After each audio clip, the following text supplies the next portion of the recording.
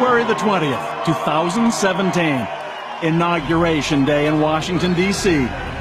The swearing in of the 45th President of the United States, Donald J. Trump. Unbelievable. Unbelievable. It is a day many believed they would never see, and after which the USA may never be the same. We're going to make America great again. अमरीकी सदर Donald Trump अमरीका के T जंग अज़ीम के रस्ते ते आणे बीहारियो आहे ऐं डोनाल्ड ट्रंप पंहिंजो सदारती उहिदो हिकु रियलिटी शो वांगुरु इस्तेमाल करे रहियो आहे। डोनाल्ड ट्रंप बाबति अहिड़नि ख़्यालनि जो इज़हार अमरीकी सेनेट जे परॾेही मामलनि वारी कमेटी जे Republican chairman senator Bob Corker पारां कयो वियो आहे। पंहिंजी पार्टी जे सेनेटर पारां डोनाल्ड ट्रंप लाइ अहिड़नि लफ़्ज़नि जी चूंड त डोनाल्ड ट्रंप अमरीका खे टीं आलमी जंग ॾांहुं धिके रहियो आहे जे बयान खे ख़ासी अहमियत ॾिनी पई वञे।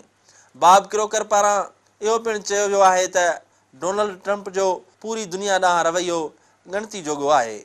संदसि इहो बि चवणु आहे त डोनाल्ड ट्रंप खे इहा ख़बर न आहे त जॾहिं अमरीका जो सदर कुझु ॻाल्हाईंदो या अमली तौरु कंदो आहे त उनजो असरु पूरी दुनिया ते पवंदो आहे ऐं उन असर जा असर ज़ाहिर थियणु लॻंदा आहिनि। परॾेही मामलनि वारी कमेटी जे चेयरमैन जो वधीक इहो बि चवणु आहे त जहिड़ी रीति एटमी हथियारनि सां भरपूर मुल्क उत्तर कोरिया खे डोनाल्ड ट्रंप ललकारे रहियो आहे, इहो अमल टीं आलमी जंग तरफ़ अमरीका खे धिकणु बराबरि आहे।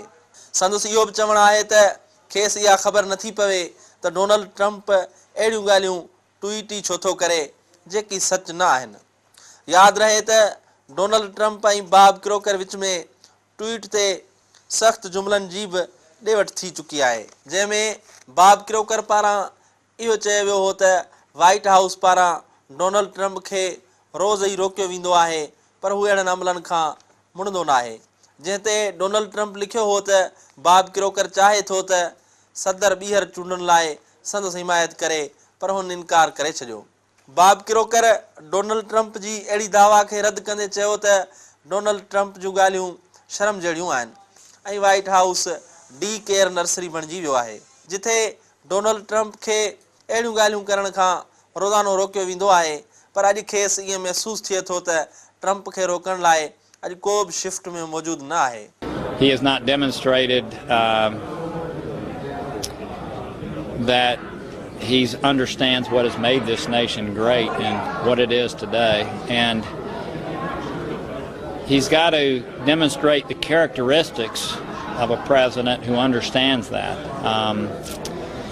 And without the things that I just mentioned happening, our nation is going to go through great peril. So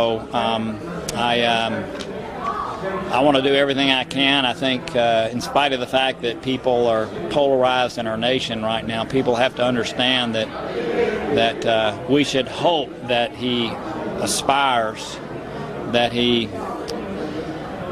does some self-reflection, that he does what is necessary to demonstrate stability, to demonstrate competence. Bob croaker ऐं Donald Trump विच में हलंदड़ तकरार पंहिंजी जॻह ते, पर ॾिठो वञे त डोनाल्ड ट्रंप सदारती चूंड मुहिम खां पंहिंजे उहिदे जो कसम खणण ताईं हिकु तकरारी अमरीकी सदर जी हैसियत में दुनिया ॾाढो ज़ाहिर थियो आहे, जंहिंमें संदसि लाइ पहिरियों तकरारी मौक़ुफ़ उन वक़्तु साम्हूं आयो जॾहिं संदसि पारां रूस जी हिमायत कई वई। ॿियो तकरारी मौक़ुफ़ परॾेहनि बाबति नई पॉलिसी जे ऐलान करण सां अमरीका समेत पूरी दुनिया मथसि तनक़ीद कई। टे तरफ़ डोनाल्ड ट्रंप इसराइल जी यहूदी वसंजनि जे क़याम ते इतफ़ाक़ करण सां साम्हूं आयो।